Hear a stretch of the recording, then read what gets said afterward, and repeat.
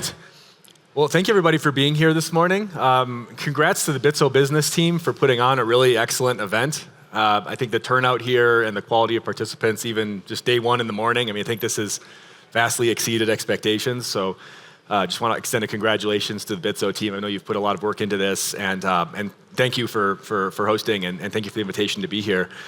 So this panel is going to be exploring a theme that Daniel actually was mentioning in his opening remarks, which is how stablecoins, we've seen in the last 12, 18 months, stablecoins have transitioned from being primarily a tool in crypto trading and in remittances to really becoming a tool for enabling global commerce. So we're going to be diving into that a little bit today. We've got a really great panel of folks here who are going to bring some different perspectives. We have Monica Ramirez of Anchorage Digital. Anchorage is obviously custodian and also one of the largest stablecoin emitters. Actually, the only regulated issuer at this point. We'll let you discuss that. And then we have Nick Philpott, who's the co-founder of Zodia Markets.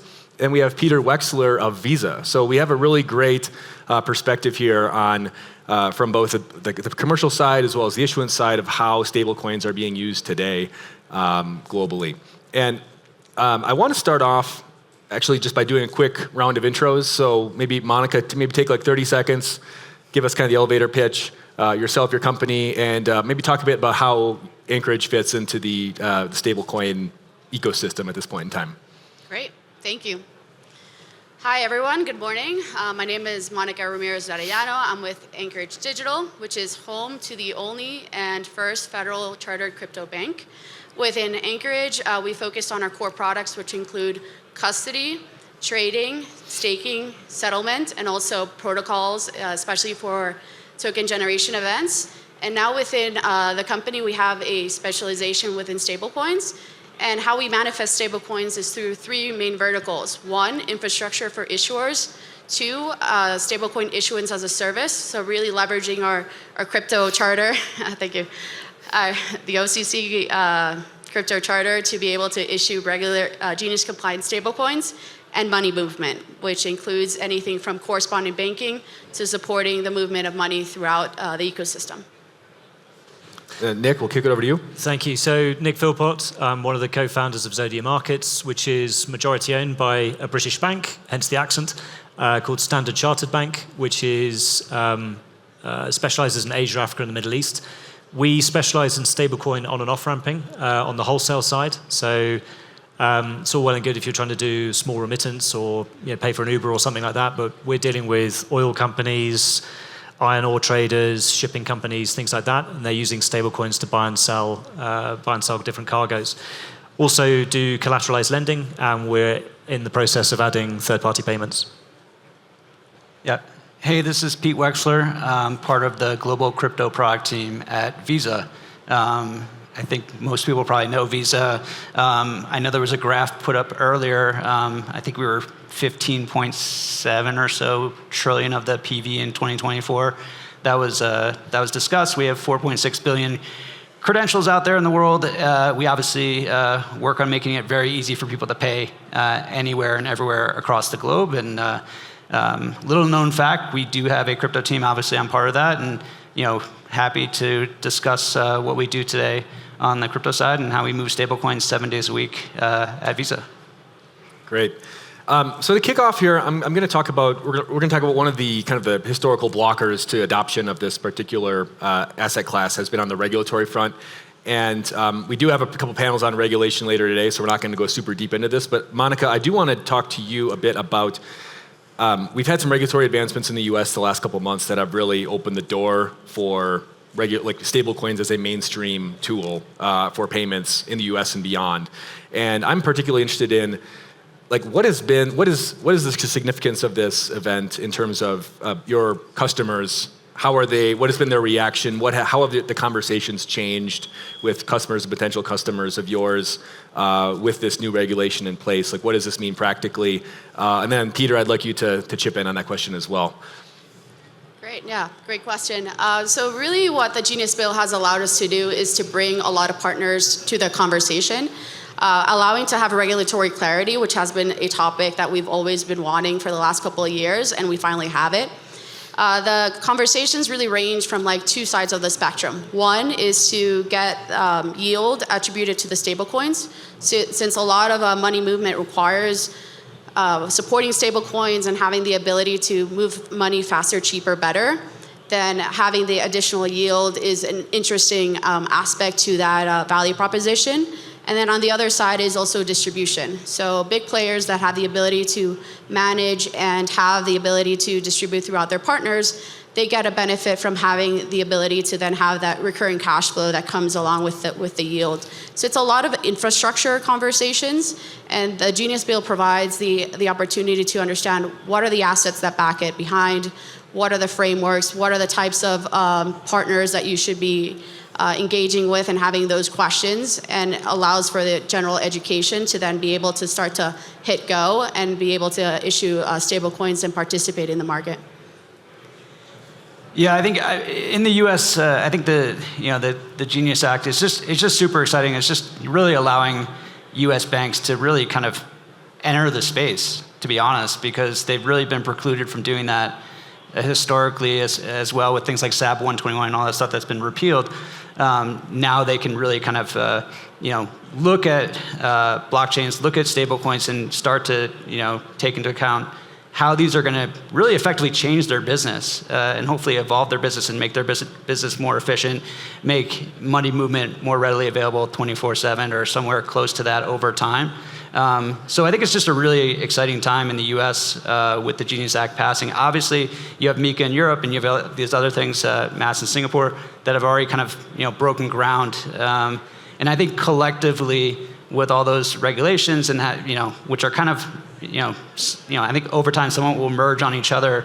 That just really opens up global commerce in a very big way. So I'm really excited that this has happened in the U.S. I think it's really good for the U.S. dollar. And when we talk about stablecoins, typically we're talking about U.S. dollar denominated stablecoins. Of course, there are many others, and we should talk about that too, and I'm sure we will. But yeah, it's really a game changer for U.S. banks, quite honestly. And then, Nick, I just want to turn to you here for a second. So you've talked a lot about how, while stablecoin payments may be this kind of flashy new thing that maybe people are hearing about for the first time in the last year or something, this is actually part of a transformation that's been kind of happening for quite some time. We've been seeing for several years now kind of a retreat in the correspondent banking system, and there's kind of a vacuum in the cross-border payment space.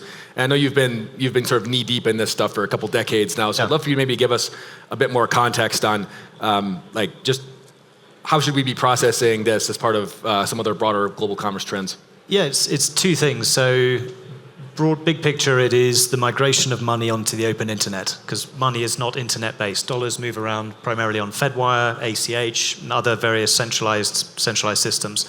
Almost all the other currencies, British pounds, exactly the same thing. The second thing, exactly as you just referred to, is the retreat of the correspondent banking system. So a lot of people have banks have called this de-risking. So they would look at a particular country that winds up on the FATF, which is an anti-money laundering organization, winds up on the FATF grey list or one of the sort of higher risk lists. And so the big dollar correspondents like Citi, HSBC, JP Morgan, Standard Chartered, our parent, decide to withdraw services. What that means is that many countries, it's now getting harder and harder to access dollar banking from your local banks. And if you do get dollar banking, then the ability to actually move dollars across border is getting harder and harder. This has got so bad that the G20 has tasked the global regulators in 2020 to start fixing this. Unfortunately, they're not making a lot of progress because the banks still don't want to take the risk on many of these countries. What we're starting to lean into through Zodia Markets and stablecoins is providing that alternative to the correspondent banking system. And I would argue it's an enhancement. So rather than waiting for the correspondent banking system to send money, so for example, if I'm in Singapore and I'm trying to send dollars to Malaysia, I have to go to a bank in Singapore, then the dollars clear through the United States, then you come all the way around the world and you get to Malaysia. It's faster to do that payment by putting cash in your car and driving it to Malaysia, which is an indictment of a financial system if ever there was one. So being able to move everything via stablecoins, I think, is going to help address what is now becoming a major issue in the world. And then, Peter, turning back to you here, I know Visa, I think maybe some people when they hear the name Visa and they think think, this is sort of like the TradFi, it's maybe not the first name you'd expect to see kind of in the crypto blockchain world, right? But like you guys have actually become a major player in the stablecoin game. Like you're settling transactions 7 days a week. I know there's a really big business on the card issuance front. There's a lot of these kind of B2C kind of global wallet stablecoin cards products that are coming out right now that are becoming really popular. Would you love for you to just maybe tell us a bit more about like Visa's play in this whole stablecoin game right now? I appreciate the question. And we've had a crypto team for some time now. It actually predates myself personally. And there's always been a focus at Visa on this kind of like network of networks, and really just, blockchains are just simply another network. Stablecoins are another, form of currency. And, when we look at what Visa does, which is obviously connect an issuing bank and an acquiring bank to facilitate payments, we've done this historically with 150, 160 currencies and 27 global settlement currencies. And when we looked at things like USDC and other stablecoins, we said quite simply, like, well, why can we not simply accept that as a settlement currency on our network? So that's what we've done for the past 3 years at this point, is support that. We actually support USDC, EuroC, USDG, and PYUSD, all as settlement currencies on our network across 4 different blockchains. And we have the ability to, take a settlement that historically was in dollars and have that settle over a chain in stables, and similarly settle that out to acquiring banks as well in stables. And the fun fact there, when you talk about Genius Act, is that we've been doing this globally. We have not been doing this in the U.S. Because there wasn't that regulatory clarity, which has now come out. So we've been doing this across, I think, 14 countries to date. Obviously, the U.S. is really kind of next in that list. And I think the other thing that you noted in your question is the kind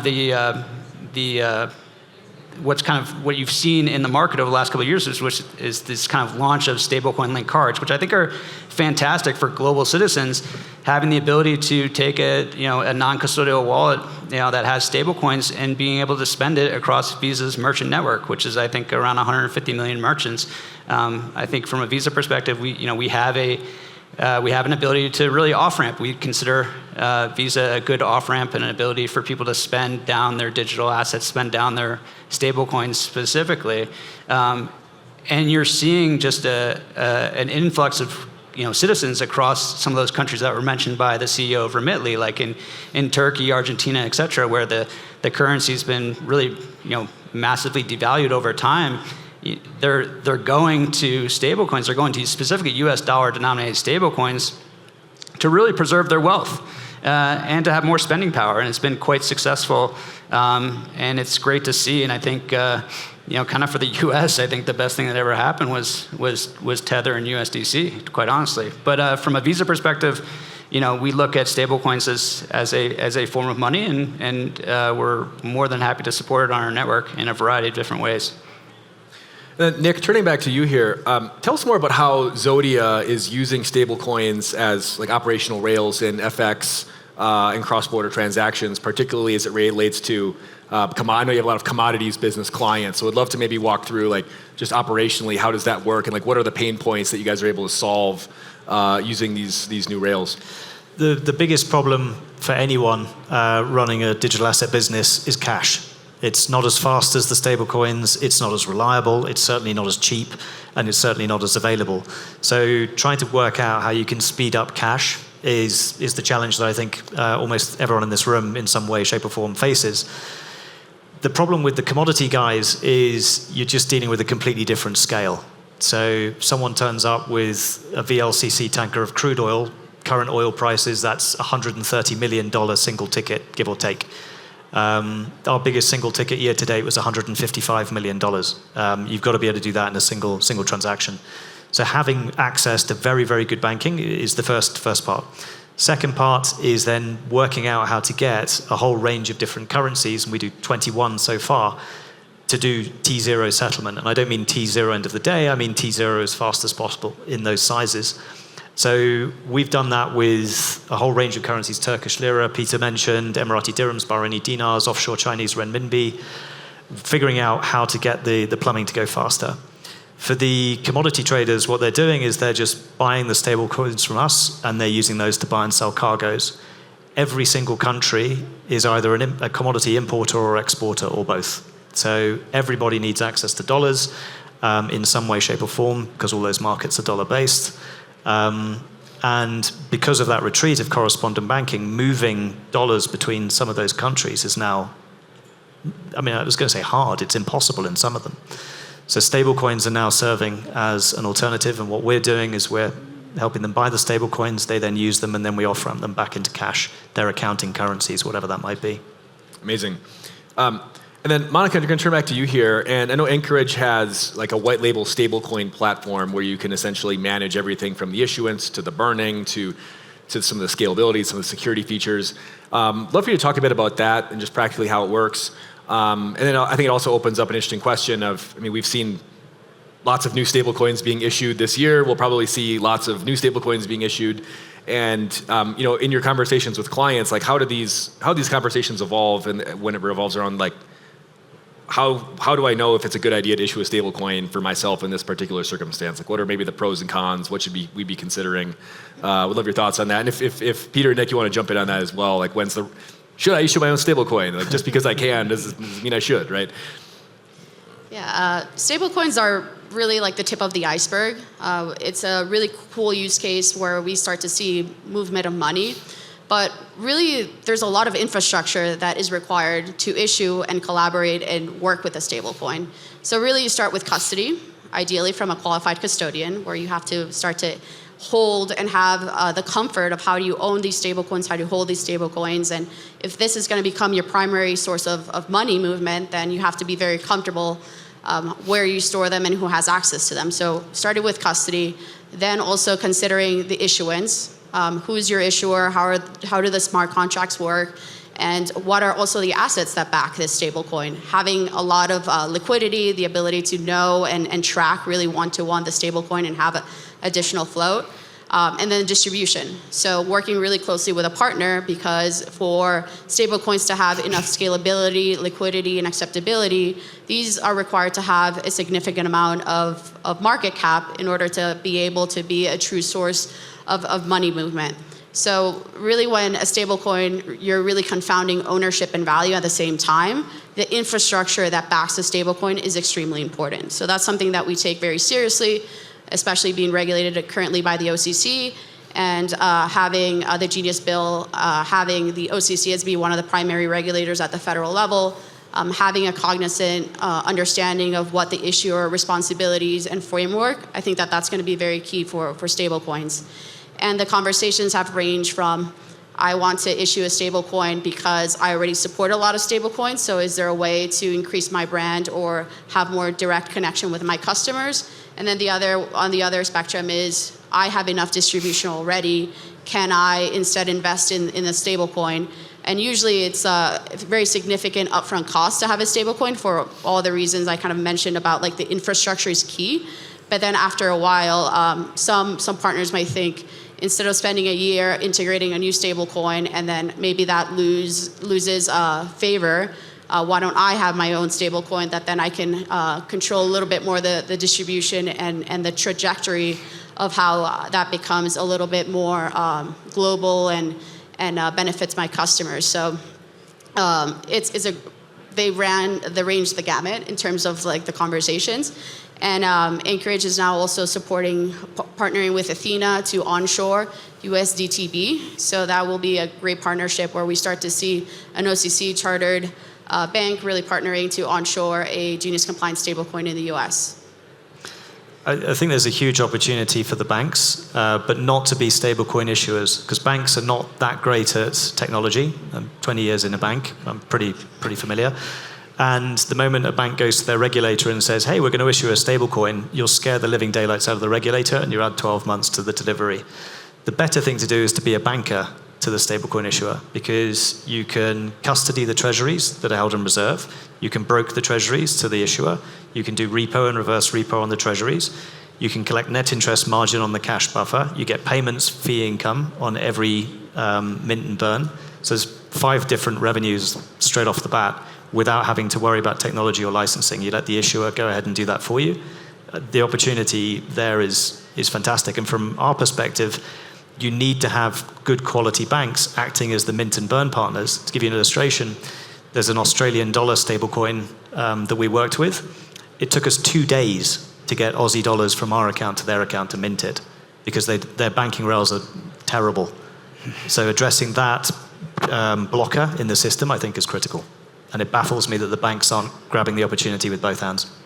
Interesting. So you think they're kind of, is this a question of maybe they're seeing the news, they're seeing some of the FOMO and the hype around, they're like, oh, like everyone else is launching on a stable coin, like we need to kind of figure out what our play is here. But you're arguing that maybe that's not the correct approach. Maybe your approach should just be providing services to these guys who are Exactly. The stablecoin issuers are already doing their thing, and we're already seeing that. We're seeing other banks come to us because StanChart has some pedigree in this area, and it's clear that their boards, whose understanding of digital assets and stablecoins extends as deep as the front page of the Financial Times and no further, and they've just said, do something. Tether is making a fortune, Circle is making a fortune, do something.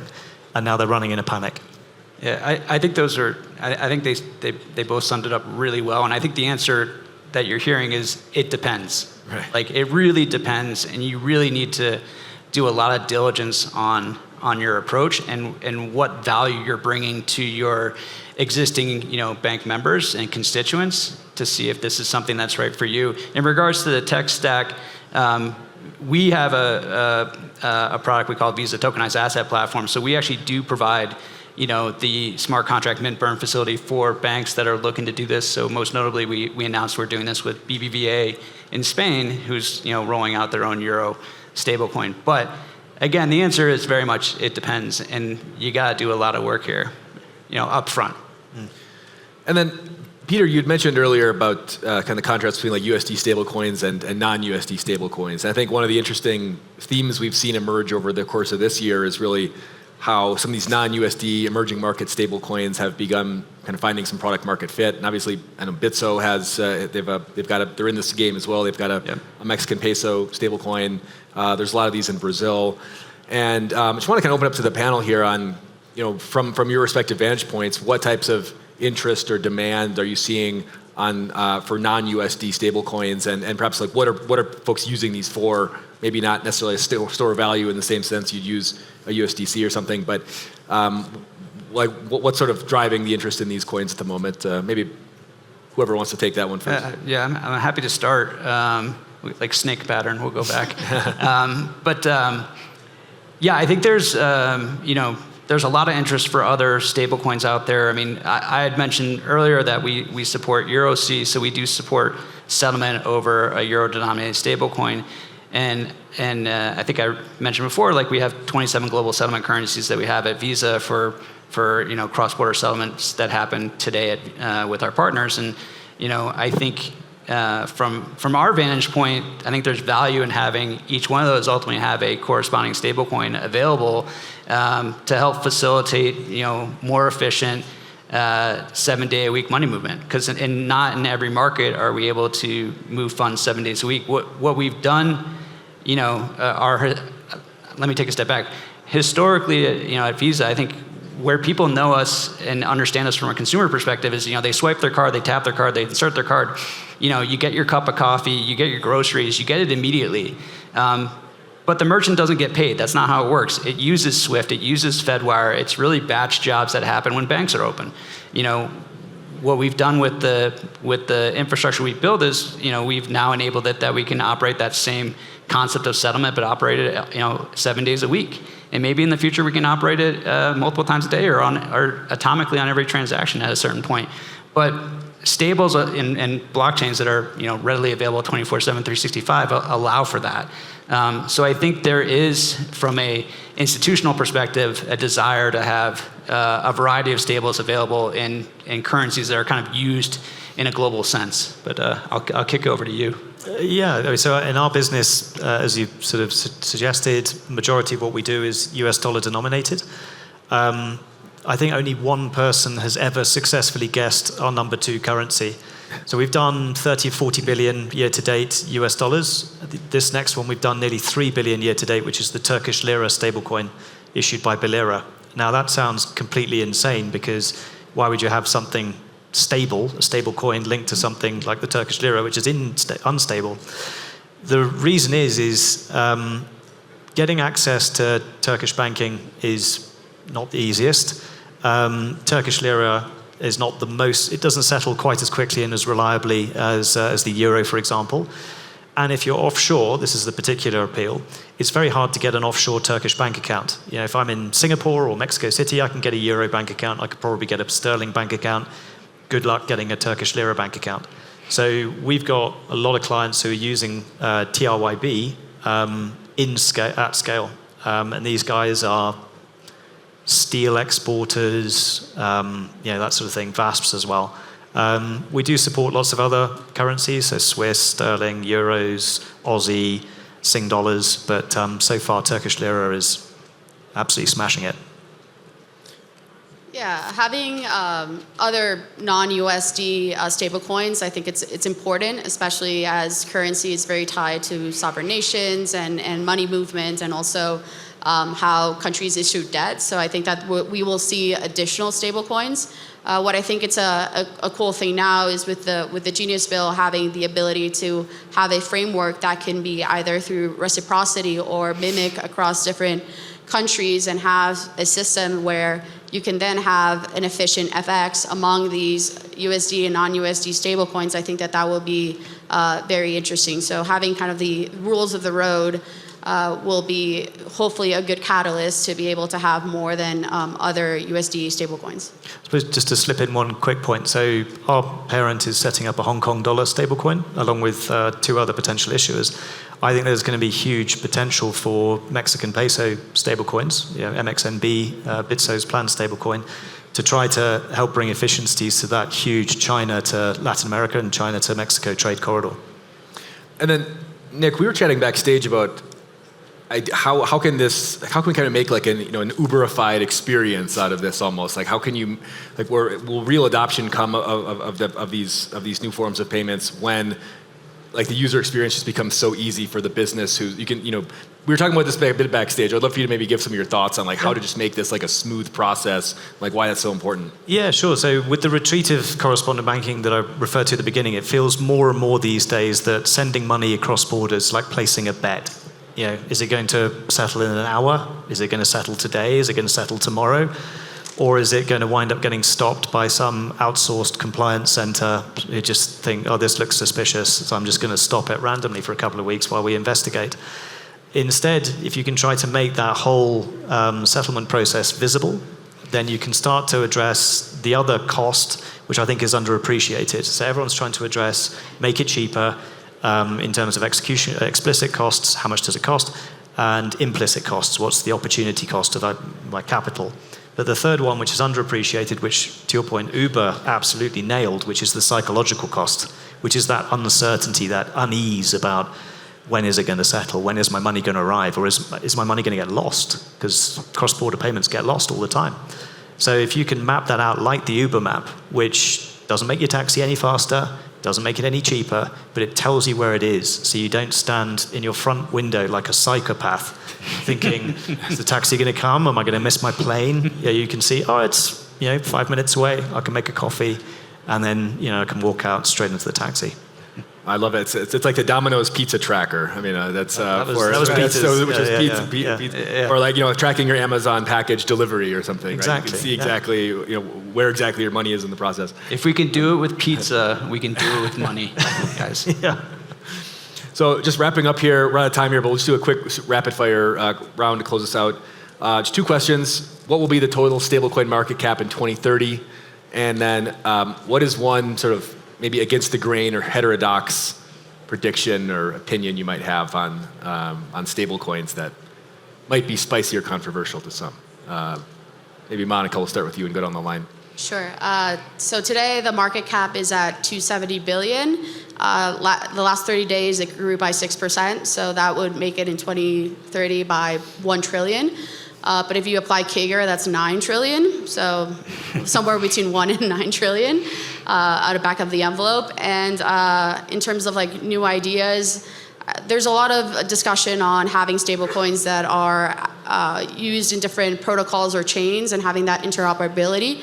I think we should start to talk about stablecoins that are issued by one issuer or that has the ability to then have interliquidity and be able to move one-to-one or in better shape all the different stablecoins. And I think that that's going to really unlock a lot more movement. 2 trillion. That's Standard Chartered research number that's been used by the Fed in various things. So that's the official stance from our house. Spicy take, there are 180 currencies in the world. We are very much now in a secular trend where that number is going to go down. We are going to start to see currencies dying because there is nothing that some of these countries can do to stop themselves from being flooded with particularly US dollar stablecoins. The opportunity, I think, for countries like Mexico is by having a Mexican peso stablecoin, you can turn your currency into a regional and, by extension, a global currency. And so you can beat that wave. Mm-hmm. I love that because it kind of goes into my thought, which is there's a lot of geopolitical turmoil that may come about because of the preponderance of US dollar denominated stablecoins, the proliferation of consumers, everyday consumers, citizens, getting a hold of a US dollar account. And what does that do? What do central banks do? What do regulatory regimes do in response to that? One, fold, two, attack, yep. Right? So there could be some retreat, there as well. So it's kind of counter to what you're proposing, and perhaps both happen. I think both. And then in respect of the market cap, I mean, I think like Standard Chartered had noted 2 trillion. I think Citi did as well, and I think JPM noted like 500 million, and I think they're wrong. Who? JP. Never heard of it. Okay. Yeah. Small company based in the US. I think it's going to be more than 2. I think it's probably like 3 to 5 trillion range. Awesome. Well, Monica, Nick, Pete, really appreciate your time here. Thanks everyone for for participating here, for attending, and hope you enjoy the rest of the conference. Thank you.